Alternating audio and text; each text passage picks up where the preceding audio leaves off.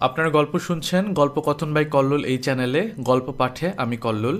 আর অনেক গল্পের জন্য সাবস্ক্রাইব করুন আমাদের চ্যানেলে, সাথে থাকুন।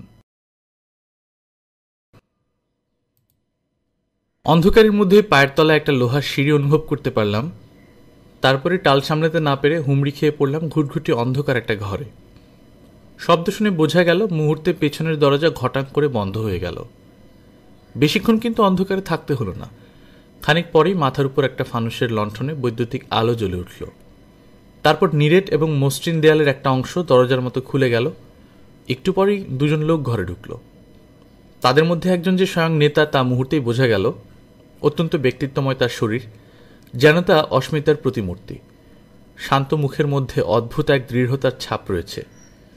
চোখের তারায় দুর্জয় সাহসের দীপ্তি, ঋজু তার ভঙ্গি, চলাফেরায় আভিজাত্যের স্বাক্ষর। মনে হয় বুঝি কোনো শেষ সম্ভ্রান্তের মুখোমুখি এসে দাঁড়ালাম। পাণ্ডুর মুখবর্ণ ঈষৎ বিষাদময়। দীর্ঘদেহী এই মানুষটিরও চড়া কপাল আর কম্পমান আঙ্গুল যেন কোনো গোপন আবেগের পরিচয় দেয়। স্বচ্ছ মর্মভেদী চোখে তিনি আমাদের দিকে তাকিয়ে রইলেন, যেন ওই দৃষ্টি দিয়েই তিনি আমাদের ভেতরটা তন্ন তন্ন করে খুঁজে নিতে চাচ্ছেন। ঘরের ভেতরকার থমথমে স্তব্ধতা আমি প্রথম ভাঙলাম। ফরাসি ভাষাতেই আমি আমাদের দুর্দশার কাহিনী বলে গেলাম। কোনো কথা না বলে তারা তা শুনে গেল। সে অভিজাত মণ্ডিত মানুষটির চোখে মুখে আগ্রহ ও কৌতূহলের ছাপ দেখতে পেলাম। কিন্তু তবু কেন যেন মনে হলো আমার ভাষা বোধহয় তার দুর্বোধ্য ঠেকছে। আমি তাতে মোটেই দমে গেলাম না। আমার অনুরোধে নেড সেই একই কাহিনীর পুনরাবৃত্তি করল ইংরেজিতে, তারপর কনসাল জার্মান ভাষায়। তখনও তাদের কোনো উচ্চবাচ্য করতে না দেখে শেষ পর্যন্ত ভাঙা ভাঙা ল্যাটিন ভাষারই স্মরণ নিলাম। কিন্তু তারা তেমনই নির্বিকারভাবে আমাদের লক্ষ্য করে গেল কেবল। তারপর কি এক অদ্ভুত ও অচেনা ভাষায় কথা বলতে বলতে ঘর ছেড়ে বেরিয়ে গেল। তারা চলে যেতেই নেট বিস্ফোরণের মতো ফেটে পড়ল। কোথাকার জঙ্গলিরা যে পৃথিবীর কোনো সভ্য ভাষাই বোঝে না। নেটের গজরানি শেষ হবার আগেই আবার দরজা খুলে ঘরে ঢুকল। এবার একজন পরিচারক। অন্যদের মতো এরও মাথায় সিন্ধু ভোদরের লোমের টুপি, সিলমাসের চামড়ার জুতো আর কোনো অচেনা কাপড়ের পোশাক। হুবহু সেরকমই কিছু কুর্তা এবং প্যান্ট আমার সামনে রাখল সে। পোশাকগুলো যে আমাদের জন্যই সেটা না বললেও বুঝতে পারলাম। তৎক্ষণাৎ আমরা ভিজে পোশাক ছেড়ে ওই নতুন অদ্ভুত পোশাক পরে নিলাম। এর মধ্যে পরিচারকটি টেবিলের উপর খাদ্য সম্ভার সাজিয়ে দিয়ে গেছে। চীনামাটি আর রূপুর রেকাবিতে সারি সারি সাজানো সেসব খাবার দেখে নেট বলে উঠল, সাব্বাস, এবার তাহলে কচ্ছপের যকৃত, হাঙরের মুড়িঘণ্ট আর কুকুর মাছের ডিম ভাজা খেয়ে নিন, তাহলেই তোফা। কিন্তু নেডের এই গজরানির কোনো কারণ ছিল না। খাবারের মধ্যে কয়েকটা কেবল অচেনা মাছ আছে। রুটি আর মদ না থাকায় নেডের বিরক্তি চিৎকৃতভাবে প্রকাশ পেল। আমার কিন্তু রান্নাটা সত্যি ভালো লাগলো। খাবার জলটাও বেশ টলটলে পরিষ্কার। ভোজবাড়ির খাওয়া হলো যেন আমাদের। আর খাওয়ার পরেই চোখ ভরে ঘুম নেমে এলো। শুতে না শুতেই ঘুমিয়ে পড়লাম তিনজনে। কতক্ষণ ঘুমিয়েছিলাম আন্দাজ নেই। ঘুম ভাঙার পর দেখলাম নেড আর কনসাইল তখনও ঘুমে অচেতন। ঘরের ভেতরটা কেমন গুমোট, নিঃশ্বাস নিতে কষ্ট হয়। কেমন করে যে এরা ঘরের মধ্যে অক্সিজেন সরবরাহ করে তাই ভাবছি। এমন সময় হঠাৎ এক ঝলক টাটকা সমুদ্রের হাওয়ায় মুহূর্তে ঘরের দমবন্ধ ভাবটা কেটে গেল। শুয়ে শুয়ে কত অদ্ভুত ও বিচিত্র কথা ভাবছি, এমন সময় নেড আর কনসাইলেরও ঘুম ভেঙে গেল। খুব খিদে পেয়েছিল আমাদের, কিন্তু এই অদ্ভুত ডুবুজাহাজটির আরও অদ্ভুত লোকগুলো আমাদের কি খেতে দিবে কিনা জানি না। নেড আর কনসাইল তো খিদে রীতিমতো কাতর হয়ে পড়েছিল। নেড তো ঘুম ভাঙার পর থেকেই ছটফট করছে, আর কনসাইলও যথোচিত চেষ্টা করা সত্ত্বেও তার কাতর ভাবটা কিছুতেই গোপন রাখতে পারছে না। নানা প্রসঙ্গ উত্থাপন করে আমি ওদের ভুলিয়ে রাখার চেষ্টা করতে লাগলাম, কিন্তু খিদের জ্বালায় নেড তখন উন্মত্ত প্রায়।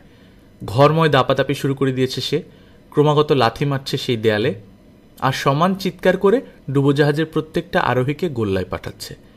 শেষটায় ওর রকম সকম আমাকে রীতিমতো আতঙ্কিত করে তুলল। আমার এই আশঙ্কা যে মোটেই অমূলক নয়, একটু পরেই তা টের পাওয়া গেল।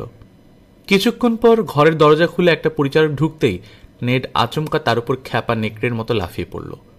অমন প্রচণ্ড ধাক্কা খেয়ে পরিচারকটা একটি পাক খেয়েই মেঝেতে ছিটকে পড়ল। অমনি নেড তার বুকের উপর চেপে বসে টুটি চিপে ধরল। কেলেঙ্কারি হয় দেখে আমি আর কনসাইল নেডকে টেনে তোলার প্রাণপণ চেষ্টা করছি। এমন সময় পেছন থেকে কে যেন পরিষ্কার ও বিশুদ্ধ ফ্রেঞ্চে বলে উঠল, শান্ত হও মিস্টার ল্যান্ড। প্রফেসর, দয়া করে এমন কয়েকটা কথা শুনবেন আপনি। বক্তা আর কেউ নয়, সেই অভিজাত পুরুষ যাকে দেখেই আমার দলপতি বলে বোধ হয়েছিল। নেট তো কথা শুনেই লাফিয়ে উঠল। তাকিয়ে দেখে টেবিলের গায়ে হেলান দিয়ে দাঁড়িয়ে আছেন তিনি, বুকের উপর হাত দুটি আড়াআড়িভাবে ভাঁজ করা, সমস্ত ভঙ্গিমাটির মধ্যেই কর্তৃত্বের ছাপ। বিস্মিত আমার তখন স্তব্ধতা ভেঙে কথা বলার ক্ষমতা ছিল না। তিনি আবার বিশুদ্ধ ফ্রেঞ্চে বলতে লাগলেন। আমি ফ্রেঞ্চ, জার্মান, ইংরেজি এবং লাতিন সবগুলো ভাষাই বলতে পারি, কিন্তু তখন আমি কথা বলিনি এই জন্য যে আমি বুঝতে পারছিলাম না আপনারা সত্যি বলছেন কিনা। কিন্তু পরে যখন দেখলাম 4 ভাষায় বলা 4টে গল্পই এক, তখন বুঝলাম আপনারা মিথ্যা বলেননি। আমি তো আর পৃথিবীর বাসিন্দা নই। আপনাদের এই জগৎ থেকে আমি নিজেকে সম্পূর্ণ সরিয়ে এনেছি এই জলের তলায়, কিন্তু তারপরে আপনারা এসেছেন আমাকে উত্ত্যক্ত করতে। আমরা কিন্তু স্বেচ্ছায় আসিনি। এই যে অ্যাব্রাহাম লিঙ্কন হন্যে হয়ে 7 সমুদ্র আমাকে খুঁজে বেরিয়েছে, সে কি আপনাদের অনিচ্ছা সত্ত্বে? আমার জাহাজ লক্ষ্য করে যে কামান ছোড়া হয়েছে, তাও কি আপনাদের অনিচ্ছায়? নেডল্যান্ড যে এই জাহাজ লক্ষ্য করে হারপুন ছুটছিল, তাও কি তার ইচ্ছার বিরুদ্ধে? রাগে তার গলা গমগম করে ওঠে। স্পষ্ট গম্ভীর স্বরে তিনি বলতে থাকেন, যাক, এ সম্বন্ধে আমি কোনো বাদ প্রতিবাদ করতে চাই না। আপনারা এখন যুদ্ধবন্দী। নেহায়েত দয়া করে আপনাদের আমি বাঁচিয়েছি, নয়তো আমার জাহাজ জলের তলায় নিয়ে গিয়ে আপনাদের অকুল সমুদ্রে ভাসিয়ে দিয়ে মেরে ফেলাই কি আমার উচিত ছিল না? তাহলে সেটা বর্বরচিত হতো, কেননা কোনো সভ্য মানুষ এমন পাষাণ হতে পারে না। আমি বললাম, প্রফেসর। তার গলার স্বর তীব্র হয়ে উঠল। আপনারা যাকে সভ্য বলেন আমি তা নই। ওই তথাকথিত সভ্যতার আগা পাঁচতলা দেখেছি আমি, জানি তার বুলি এবং নৃশংস কার্যকলাপের অর্থ কী। আপনাদের ওই সভ্য জগতের সঙ্গে সমস্ত সম্পর্ক ছিন্ন করেছি আমি। আপনাদের কোনো নিয়মকানুনই আমি মানি না। আপনাকে আমি স্পষ্ট করে জানিয়ে দিচ্ছি প্রফেসর, ভবিষ্যতে কখনো ওই সভ্য জগতের নজির আমার কাছে তুলবেন না। প্রচণ্ড রোষে তার চোখ ঝকঝক করে উঠল। সেই গম্ভীর গালা শুনে বুঝতে পারলাম নিশ্চয়ই মানুষটির জীবনে কোনো ভীষণ ইতিহাস লুকিয়ে আছে। তথাকথিত আইন কানুন তিনি মানেন না। সাগরতলের কোনো গভীর আইনের বাধা নিষেধও তাকে শাসন করতে অক্ষম। বোধহয় একমাত্র বিবেক আর ঈশ্বর ছাড়া অন্য কারো সংহিতাকেই তিনি গ্রাহ্য করেন না। এই জাহাজে আপনাদের আশ্রয় দিতে পারি কেবল কয়েকটি শর্তে, আবারও কঠিন স্বরে বললেন তিনি। মাঝে মাঝে এমন সব ঘটনা ঘটবে যা আপনাদের দেখতে দেওয়া হবে না, তখন আপনাদের আমি এই ঘরে বন্দি করে রাখব। আর বেঁচে থাকতে আপনারা সভ্য জগতে ফিরে যেতে পারবেন না। অর্থাৎ আমরা বন্দী হয়েই থাকব? এক অর্থে সেরকমই, কিন্তু প্রায় সব ক্ষেত্রেই আপনারা আমার মতো এখানে স্বাধীনভাবে বিচরণ করতে পারবেন। তার মানে জেলখানায় কোনো বন্দী ইচ্ছে করলে যেভাবে পায়চারি করতে পারে, আমাদেরও কেবল সেইটুকু অধিকার? সমস্ত স্বাচ্ছন্দ্যের অর্থ যদি আপনি তাই করেন, তাহলে আমি কোনো প্রতিবাদ করতে চাই না। তবে আপনাদের আমি কখনোই পৃথিবীতে ফিরে যেতে দেব না, কারণ আপনারা আমার গোপন অস্তিত্বের কথা জেনে গেছেন। আসলে আমি আপনাদের এখানে রেখে আমার নিজেকেই রক্ষা করার চেষ্টা করছি। অর্থাৎ আপনার শর্ত মেনে না নিলে আমাদের মৃত্যুবরণ করতে হবে? অগত্যা। এ কথার কোনো উত্তর নেই, তবে এই জাহাজের নেতার কাছে আমরা কোনো কথার সূত্রে বদ্ধ নই। না, তা নন। তারপর মানুষটি অপেক্ষাকৃত শান্তস্বরে বললেন, মুসিয়া আগনা, আপনার অন্তত এই প্রস্তাবে আপত্তি থাকার কিছু থাকতে পারে না। সমুদ্রের রহস্য সম্বন্ধে আপনি একাধিক বই লিখে থাকলেও আপনার জ্ঞান ও নানা অনুমান মূলত অসম্পূর্ণ। এই জাহাজে থাকলে আপনি সেই অজ্ঞাত জগৎ দেখার সুযোগ পাবেন, যার রহস্য বস্তুত এতকাল কেবল অনুমান নির্ভর ছিল। আমাকে আপনার ধন্যবাদ দেওয়া উচিত, কারণ আমার জন্যই সিন্ধুতলের বিপুল রহস্য ভেদ করার সুযোগ আপনি পাবেন। প্রকৃতি বিজ্ঞানের উল্লেখ যে আমাকে দুর্বল করে ফেলল, এ কথা অস্বীকার করার কোনো উপায় নেই। মুহূর্তের জন্য কথা ভুলে গেলাম যে স্বাধীনতার বিনিময়ে আমার বৈজ্ঞানিক কৌতূহল চরিতার্থ করার কোনো অর্থই হয় না। আস্তে আস্তে তাকে জিজ্ঞেস করলাম, আপনাকে কি বলে সম্বোধন করব আমি? ক্যাপ্টেন নিমো। আপনি আর আপনার সঙ্গীরা আমার কাছে নটিলাস জাহাজের যাত্রী ছাড়া আর কেউ নন। তারপর নেড আর কোনসালের দিকে ফিরে বললেন, এখানেই এই কেবিনেই আপনাদের খাবার দেওয়া হয়েছে। এই পরিচারকটি আপনাদের দেখাশোনা করবে। আর মুসিয়াগনা, আসুন আপনাকে পথ দেখিয়ে নিয়ে যাই। দীর্ঘ করিডোর পেরিয়ে আমাকে নিয়ে তার খাবার ঘরে নিয়ে এলেন ক্যাপ্টেন নিমো। বিলাসবহুল মূল্যবান আসবাবপত্রের সাজানো কেবিনগুলি দেখে রীতিমতো তাজ্জব হয়ে যেতে হয়, যেন জলের তলায় নতুন এক অমূল্য জগতের উপর থেকে পর্দা উঠে গেল। বিস্তর খাবার সাজানো ছিল টেবিলের উপর, কিন্তু সবই আমার অচেনা। আমার চোখে মুখে কৌতূহলের ছাপ ফুটে উঠতে দেখে ক্যাপ্টেন নিমো বললেন, বেশিরভাগ খাবারই আপনার অচেনা লাগবে, কারণ যা কিছু দেখছেন সবই সাগরের নিচে থেকে নেওয়া। পৃথিবীতে আপনারা যে খাদ্য গ্রহণ করেন, বহুদিন হলো আমি তা ত্যাগ করেছি, কিন্তু এই খেয়েই বেশ সুস্থ এবং শক্ত আছি। কোনো অস্বাচ্ছন্দ্যই নেই। সব খাবারই সমুদ্রের দান? প্রফেসর, সমুদ্রে আমার যাবতীয় চাহিদা মেটায়। কখনো জাল ফেলে সব জোটাই আমি, কখনো দলবল নিয়ে জলের তলায় শিকারে বেরোই। ওটা কচ্ছপের মাংস, আর এটা শুশুকের যকৃত। খেতে অনেকটা শুয়োরের মাংসের মতোই লাগবে। আর এটা হলো তিমি মাছের দুধ থেকে তৈরি পনির। চিনি বানিয়েছি উত্তর সাগরের সমুদ্রের শ্যাওলা থেকে। ক্যাপ্টেন নিমো বলতে থাকেন, প্রফেসর, সমুদ্র কেবল আমাকে খাবারই দেয় না, কাপড় চোপড় দেয়। আপনি তো জানেন, ঝিনুক, শামুক, গুগলি প্রভৃতি কতগুলি সামুদ্রিক প্রাণী এক ধরনের সূক্ষ্ম রেশমের মতো তন্তু দিয়ে নিজেদের বেঁধে রাখে। আপনি যে পোশাক পরে আছেন তাই তন্তু থেকে তৈরি। ভূমধ্যসাগরের কিছু প্রাণীর দেহের রঙেই পোশাক রং করা হয়েছে। আপনার শয্যায় পাতা আছে সমুদ্রের সবচেয়ে নরম ঘাস। লেখার জন্য পাবেন তিমি মাছের হাড়ের কলম, আর যে কালি দিয়ে আপনি লিখবেন তা কালামারির দেহ নিংড়ানো কৃষ্ণবর্ণ তরল পদার্থ। সমুদ্রকে আপনি ভালোবাসেন ক্যাপ্টেন? বাসি। সমুদ্রে আমার সব, সব কিছু। তার হাওয়া শুদ্ধ, স্বাস্থ্যময়।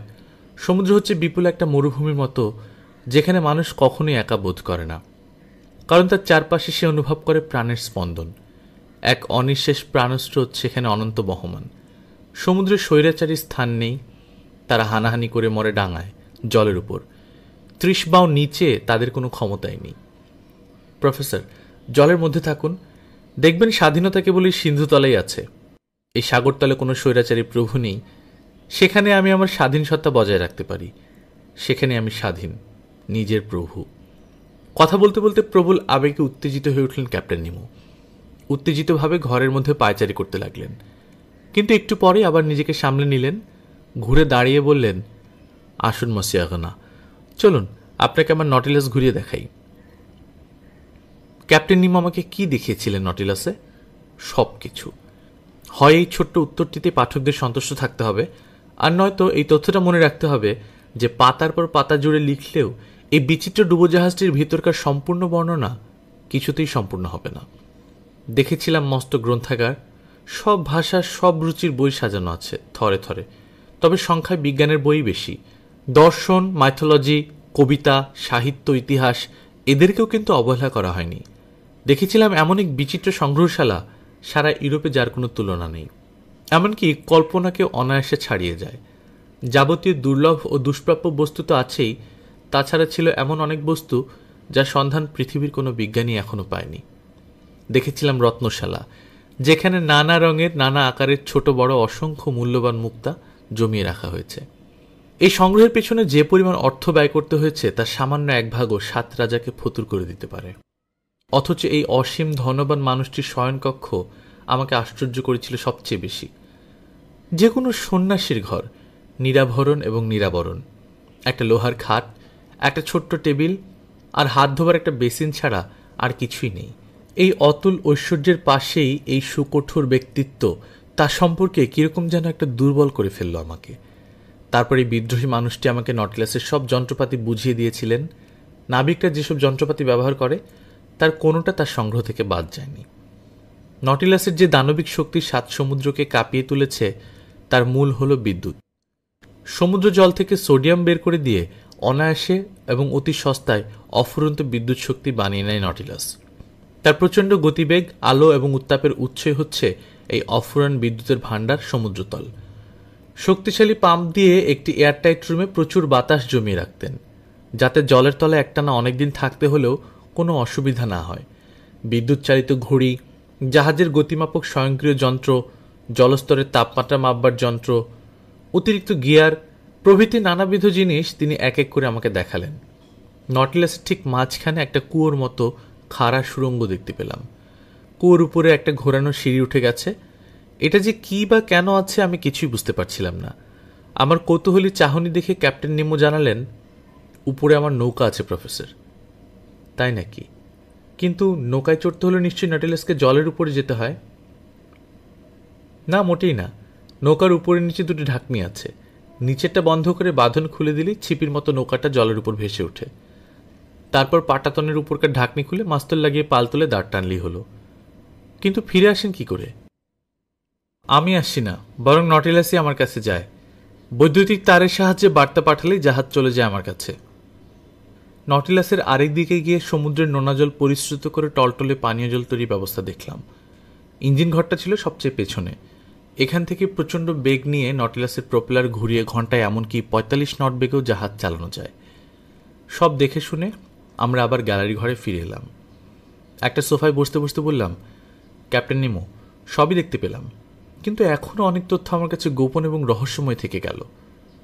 আমার দিকে একটা সিগার বাড়িয়ে দিলেন ক্যাপ্টেন নিমো। নিন, আপনি নিশ্চয়ই ধূমপান করেন?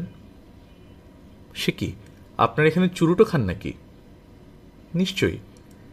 তাহলে নিশ্চয়ই এখনো হাভানার সঙ্গে সম্পর্ক রেখেছেন আপনি? না, তা রাখিনি। চুরুটটা যদিও হাভানার নয়, তারপর আপনার ভালো লাগবে বলে আশা করছি। সোনালি রঙের চুরুট জ্বালিয়ে বুক ভরে ধোয়া নিলাম আমি। চমৎকার চুরুট, কিন্তু তামাক আছে বলে তো মনে হয় না। হুম, এই তামাক হাভানার নয়, ব্রহ্মদেশেরও নয়। আসলে এটা সমুদ্রের একরকম শ্যাওলা, নিকোটিনে ভর্তি।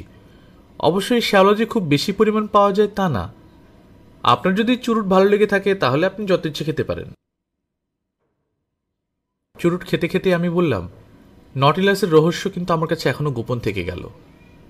ক্যাপ্টেন নিম আমার দিকে গভীর চোখে তাকিয়ে বললেন, কোনো রহস্যই আপনার গোপন থাকবে না মসিয়াগনা। সবই আপনাকে খুলে বলবো, কারণ নটিলাসের আমার এই গোপন খবর নিয়ে কোনোদিনই আপনি সভ্য জগতে ফিরে যেতে পারবেন না। একটু পর তিনি সব বিস্তারিত বললেন। মসিয়াগনা, নটিলাসের দৈর্ঘ্য ৭৫ গজ। পুরো জাহাজটা দুটো ইস্পাতের খুলে মোড়া আছে। একটা ইস্পাতের পাতের উপর আরেকটা ইস্পাতের পাত বসানো বলে যে কোনো ভীষণ আঘাতও অনায়াসে প্রতিহত করতে পারে নটিলাস। জাহাজের ভেতরে মস্ত কয়েকটা ট্যাঙ্ক আছে। ডুব দেবার সময় পাম্প করে ওই জলাধারগুলোকে ভরে নিই। কখনো খুব গভীরে নামতে হলে নটিলাস অবশ্য হাইড্রোপ্লেনের সাহায্যে কোনাকুনিভাবে জল কেটে নামতে পারে। কিন্তু জলের তলায় পথ দেখেন কিভাবে? সিন্ধুতলে তো আর সূর্য ওঠে না। মস্ত একটা ঘুলঘুলি বসানো স্তম্ভের মধ্যে চালক আর হুইল থাকে। দেয়ালের গায়ে আবার টেলিস্কোপও আছে। দুপাশ থেকে তীব্র বিদ্যুতের আলোয় সমুদ্রের জল দিনের মতো ঝলমল করতে থাকে। ও আচ্ছা, তাহলে এই আলোকেই আমরা গা থেকে ছড়িয়ে পড়া ফসফরাসের দীপ্তি বলে মনে করেছিলাম। কিন্তু স্কটিয়াকে আপনি খামোখা জখম করতে গেলেন কেন? সেদিন নটিলাস মাত্র এক বাহু তলা দিয়ে যাচ্ছিল, তাতে হঠাৎ স্কটিয়ার খোলে ধাক্কা লেগে যায়। আর আব্রাহাম লিঙ্কন?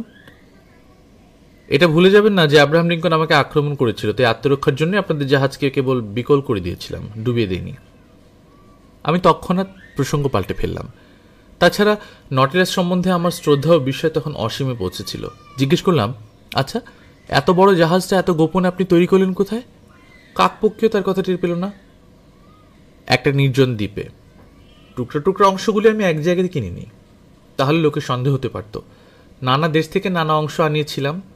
খোলটা এসেছে ফ্রান্স থেকে, লন্ডন থেকে চাকার রড, লিভারপুল থেকে ইস্পাতের বর্ম, আর গ্লাসগো থেকে আস্ত চাকাটা। ট্যাঙ্কগুলো বানিয়েছিলাম প্যারিসে, জার্মানিতে ইঞ্জিন, সুইডেনের সামনের অংশটা, আর নিউ ইয়র্ক থেকে সূক্ষ্ম যন্ত্রপাতিগুলো। প্রতিটি কারখানায় ভিন্ন ভিন্ন নামে নকশা আর খসড়া পাঠিয়েছিলাম। তারপর একটা নির্জন দ্বীপে সব জুড়ি দিয়ে তৈরি হলো নটিলাস। তারপর নটিলাস নিয়ে অকুল পাথারে ভেসে পড়ার আগে আগুন দিয়ে সব কিছু একেবারে নিশ্চিহ্ন করে দিয়েছিলাম, যাতে কোনোদিন আপনাদের সভ্য জগৎ কিছু টের না পায়। আপনার ঐশ্বর্যের নিশ্চয়ই সীমা নেই। সত্যি সীমা নেই প্রফেসর।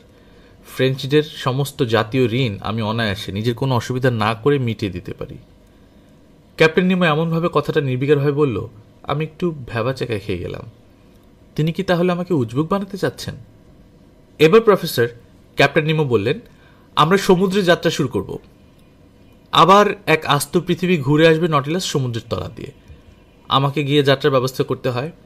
আমরা এখন প্যারিসের মধ্যরেখা 37°15' পশ্চিম দ্রাঘিমা আর 30°7' অক্ষরেখায় আছি। এখান থেকেই আজ নভেম্বরের 8 তারিখে মধ্যপ্রহরে আমাদের সমুদ্রতল অভিযান শুরু হবে। আসলে আমরা এখন জাপানের উপকূল থেকে 300 মাইল দূরে আছি। আপনি বরং এখানেই বসুন, আমি ইঞ্জিন ঘর থেকে ঘুরে আসি। ক্যাপ্টেন নিমো চলে গেলেন। আমি একা বসে বসে এই রহস্যময় মানুষটির কথা ভাবতে ভাবতে অন্যমনস্ক হয়ে পড়লাম। স্পষ্ট বোঝা যাচ্ছে অতীতের স্মৃতি তার পক্ষে অত্যন্ত বেদনাময়। তার আর্ত পাণ্ডুর মুখচ্ছবিতে বিষণ্ণ অথচ উজ্জ্বল চোখ দুটো যেন অত্যন্ত সযত্নে কোনো দূর দিনকে লুকিয়ে রাখতে চাচ্ছে। মানুষটি স্বাধীন চেতা।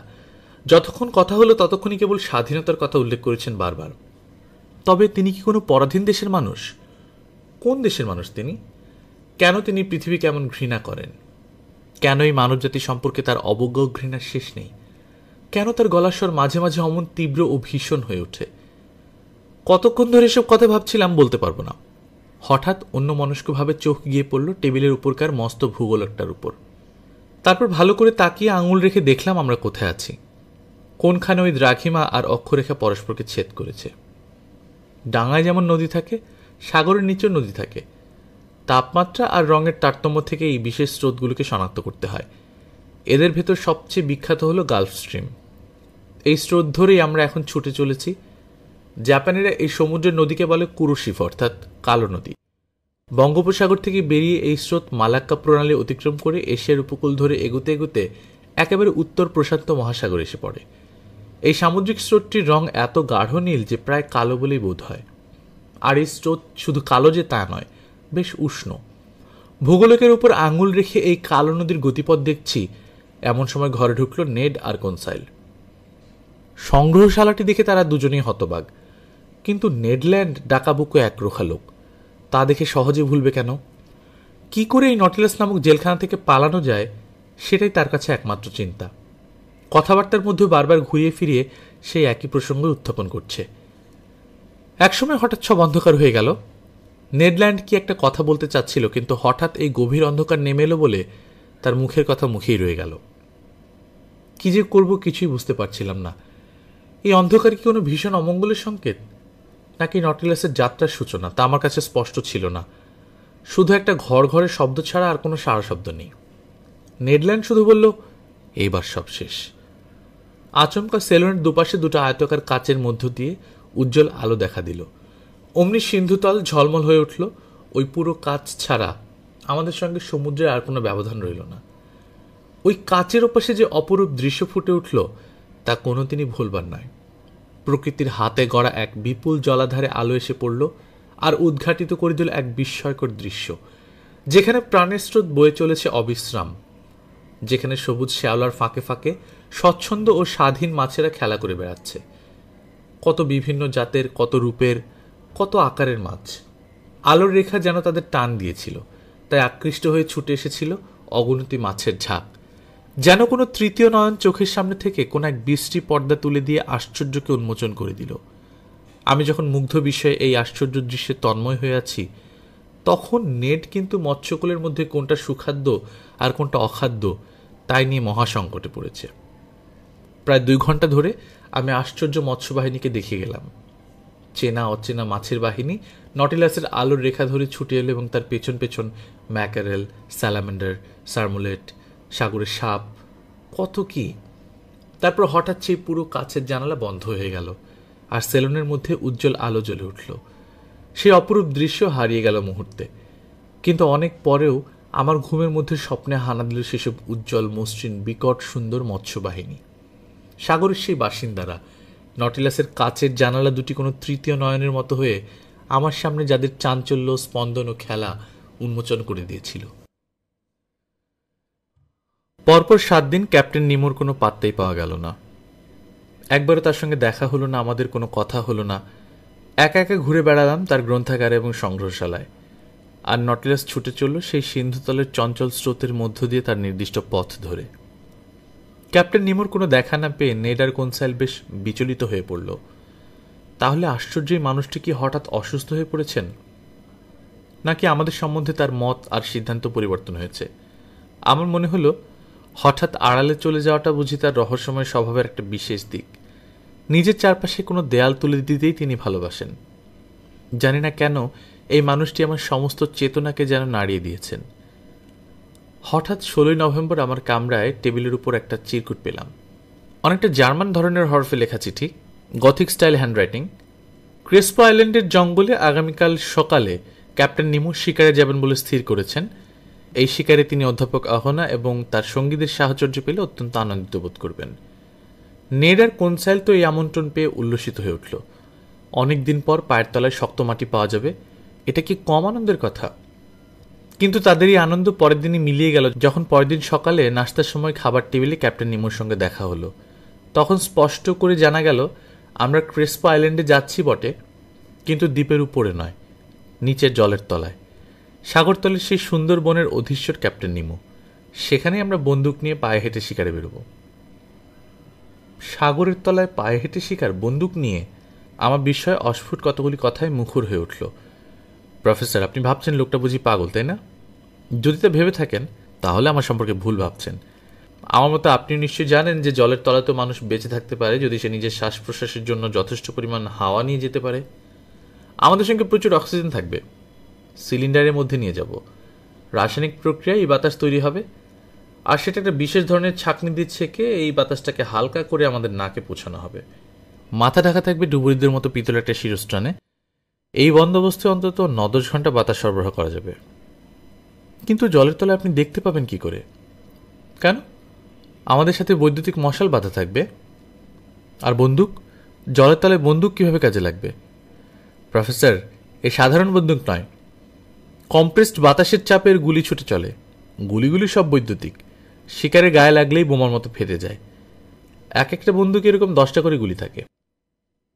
ব্রেকফাস্ট শেষ করে আমরা ডুবুরির পোশাকের ঘরে গেলাম। ঘরটা ইঞ্জিন ঘরের পেছনে, সেখানে দেয়ালে গোটা বারো পোশাক ঝুলছে। এই ডুবুরি পোশাকের ডিজাইন যিনি করেছেন তার ক্রিয়েটিভিটির তারিফ না করে পারা যায় না। তামার পাতের উপর খুব মোটা রবারের প্রলেপ লাগানো। এই পোশাকের আগাগোড়া কোথাও সেলাই নেই। পা দুটো ক্রমশ সরু হয়ে নেমে এসেছে শিশে দিয়ে ভারী করা পুরো দুটো জুতার মধ্যে। হাতের মোজাও ওইভাবেই পরতে হয়। ক্যাপ্টেন নিমোর অনুচরদের সাহায্যে কোনো রকমই মস্ত ভারী পোশাক পরা গেল। তারপর পিতলের শিরস্ত্রাণ আটার পালা। পিতলের কলারের সঙ্গে স্ক্রু দিয়ে ওই ভারী শিরস্ত্রাণ এঁটে দেওয়া হলো। শিরস্ত্রাণের মধ্যে 3টা পুরো কাচের জানালা রয়েছে, যাতে আশেপাশে বা সামনে তাকাতে কোনো অসুবিধা না হয়। নিঃশ্বাস নিতেও কোনো রকম কষ্ট হলো না। তারপর আমরা অদ্ভুত ধরনের বন্দুক কাঁধে ঝুলিয়ে জলের তলায় শিকারে বেরোবার জন্য তৈরি হয়ে নিলাম। পোশাকটা এতই ভারী যে নড়াচড়ার কোনো ক্ষমতাই ছিল না। আমাদেরকে ওরা ঠেলে ঠুলে পাশের ছোট্ট কোঠাটায় ঢুকিয়ে দিল। ক্যাপ্টেন নিমো আরেকজন ডুবুরি পোশাক পর অনুচর নিয়ে আমাদের সঙ্গে এলেন। তারপর ঘরটা অন্ধকার হয়ে গেল। সঙ্গে সঙ্গে শোষ করে একটা শব্দ উঠল অন্ধকারে। অনুভব করতে পারলাম যে পায়ের তলা থেকে একটা ঠান্ডা স্রোত উপরে উঠে আসছে। বুঝতে পারলাম ছোট্ট কোঠাটিতে জল ঢুকছে। দেখতে দেখতে ঘরটা জলে ভরে গেল। তারপর খুলে গেল একটা ভারী ঢাকনার মতো দরজা। উজ্জ্বল সবুজ আলো জ্বলে উঠল পাশে। পরক্ষণে ডুবোজাহাজের ভেতর থেকে আমরা বেরিয়ে সমুদ্রের তলায় এসে নামলাম। ক্যাপ্টেন নিমোই আমাদেরকে পথ দেখিয়ে চললেন। মাঝখানে আমি আর কনসাইল, সকলের পেছনে রইল ক্যাপ্টেন নিমো সে অনুচর। নীলচে আলোয় 100 ফুট পর্যন্ত দেখা যায়। তারপর নীল কুয়াশায় সব ঢাকা। এত ভারী পোশাক পরে জলের নিচে হাঁটতে মোটেই অসুবিধা হচ্ছিল না, বরং বেশ হালকা লাগছিল। আর কেমন যেন একটা নতুন মজার অনুভূতি হচ্ছিল। বেলা তখন 10টা হবে। সূর্যের আলো পানির মধ্যে প্রতিসরিত হয়ে মসৃণ বালির উপর থেকে ঠিকরে পড়ছিল। তারও কিছুক্ষণ পর সূর্যের আলো তেজস্রাভাবে জলের মধ্যে প্রবেশ করল। আর কাচের মধ্য থেকে যেমন 7 রঙে ভেঙে আলো বিচ্ছুরিত হয়, তেমনিভাবে বর্ণালীর মতো তার 7 রঙে ভেঙে গেল। এই সেই 7 রঙের স্নিগ্ধ সুষমা সিন্ধুতলের এই আশ্চর্য জগতে যেন কোনো অপূর্ব স্বপ্নলোক সৃষ্টি করে দিয়ে গেল। কত বিচিত্র উদ্ভিদ, কত কঠিন আশে ঢাকা প্রাণী, কত অগুন্তি মাছ যে চোখে পড়ল তার কোনো ইয়ত্তা নেই। সেই নীল আলো আধারির মধ্যে নটিলাসকে ধীরে ধীরে আমরা পিছনে ফেলে স্বপ্নের মতো সুন্দর অস্পষ্ট একটা দেশে অনেক জলের নিচে এগিয়ে গেলাম, যেখানে শ্যাওলা শামুক হাড়ের ফাঁকে ফাঁকে আশ্চর্য এবং বিপুল ঐশ্বর্যময় সাগর রূপান্তরে কালক্রমে সব কিছুই বদলে যায়। বেলা 1টা নাগাদ ক্রেসপো আইল্যান্ডের জঙ্গলে প্রবেশ করা গেল। সাগরতলের সেই আশ্চর্য অরণ্যের মধ্যে কোন রহস্য লুকিয়ে আছে কে জানে। মস্ত গাছপালার মতো বিরাট বিরাট উদ্ভিদ সোজা উঠে গেছে উপরে। ছোটখাটো গুল্ম থেকে শুরু করে গাছের ডালপালাও এই ঊর্ধ্বমুখী বৃদ্ধি সত্যি লক্ষ্য করার মতো। ডাঙার উপর জঙ্গলে যেমন কত অজানা জানা ফুল পাপড়ি ছড়িয়ে দেয়, তেমনি ফুটে উঠেছে সামুদ্রিক উদ্ভিদ সিয়ানিমন। পাপড়ির মতো ছড়িয়ে পড়া ডালপালায় যেমন গুঞ্জন করে খেলা করে পাখিরা, তেমনি সেখানে খেলা করছে নানা রঙের চঞ্চল মাছেরা। ক্যাপ্টেন নিমোর নির্দেশে বিশ্রাম করার জন্য আমরা সেখানে বসে পড়লাম। কখন যে ক্লান্তির মধ্যে তন্দ্রা নেমে এসেছিল টের পাইনি। ঘুম ভাঙতেই দেখি আমার সামনেই ক্যাপ্টেন নিমো টান হয়ে দাঁড়িয়ে আছেন। আড়মোড়া ভাঙতে গিয়ে চোখ পড়ল প্রথমে। দেখি 1 গজ উঁচু একটি অতিকায় সামুদ্রিক মাকড়সা গনগনে চোখে রাজ্যের নিষ্ঠুরতা নিয়ে আমার দিকে তাকিয়ে আছে। ওত পেতে থাকার ভঙ্গি ডাঙার হিংস্র প্রাণীদের মতোই। এই মূর্তিমান বিভীষিকাটি যে কোনো সময় প্রচণ্ডভাবে আমার উপর ঝাঁপিয়ে পড়তে পারে, তা বুঝতে কিন্তু আমার মোটেই দেরি হলো না। আর তাতেই আমার চটকা ভেঙে গেল। ধর্মর করে উঠে দাঁড়ালাম। কনসাইলার ক্যাপ্টেন নিমুর অনুচরটিও ততক্ষণে উঠে দাঁড়ালো। ক্যাপ্টেন নিমোর ইঙ্গিতে তার অনুচরটি তার বন্দুকের বাঁট দিয়ে এক বিষম আঘাত হানল এই অষ্টভুজ মাকড়সাটিকে। ব্যাস, পর মুহূর্তে সেই দানবিক মাকড়সা আটবাহু কিলবিল করে কুণ্ডলি পাকিয়ে পড়ে গেল যন্ত্রণায়। প্রচণ্ডভাবে ছটফট করতে লাগল। আমরা আবার এগিয়ে চললাম।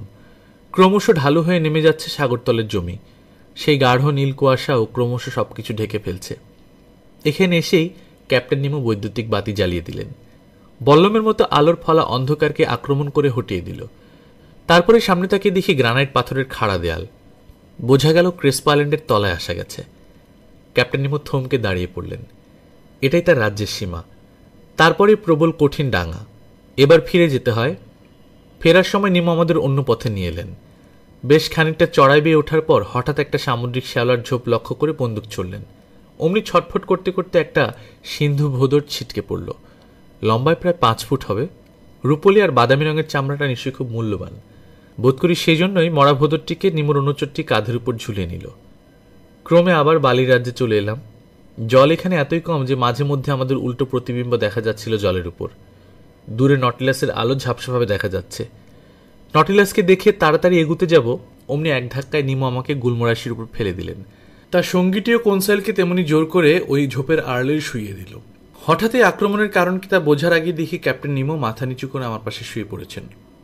তার সঙ্গীটিও তাই করল। তারপরে যা চোখে পড়ল তাতে আমার বুকের রক্ত ঠান্ডা হয়ে গেল। দেখি দুটো প্রকাণ্ড আকৃতির হাঙর মাথার উপর দিয়ে মন্থরভাবে ভেসে যাচ্ছে। জলের এই নেকড়ে দুটো সামনের দিক থেকে ফসফরাসের দীপ্তি বিচ্ছুরিত হচ্ছিল বলে চিনতে মোটেই অসুবিধা হয় না।